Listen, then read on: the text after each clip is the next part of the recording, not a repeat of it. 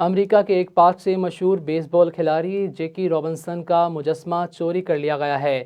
یہاں پر آپ کو ایک اہم خبر سے اپڈیٹ کر رہے ہیں کہ امریکہ کے ایک پارک سے مشہور امریکی بیس بال کھلاڑی جیکی رابنسن کا مجسمہ چوری کر لیا گیا ہے۔ غیر ملکی میڈیا کے مطابق امریکی بیس بال کھلاڑی جیکی رابنسن کا مجسمہ ریاست کیناس کے شہر وجیتا کے ایک پارک میں نصب کیا گیا تھا۔ رپورٹس کے مطابق یہ مجسمہ کانسی کا تھا جو چور ٹکنوں سے کاٹ کر ساتھ لے گئے، جبکہ مجسمے کے جوتے اسی مقام پر رہ گئے۔ وجیتا پولیس نے اپنے بیان میں بتایا ہے کہ ہمارا معاشرہ تباہ ہو چکا ہے۔ مشہور بیس بال کھلاڑی کا مجسمہ رات کے وقت چوری ہو گیا۔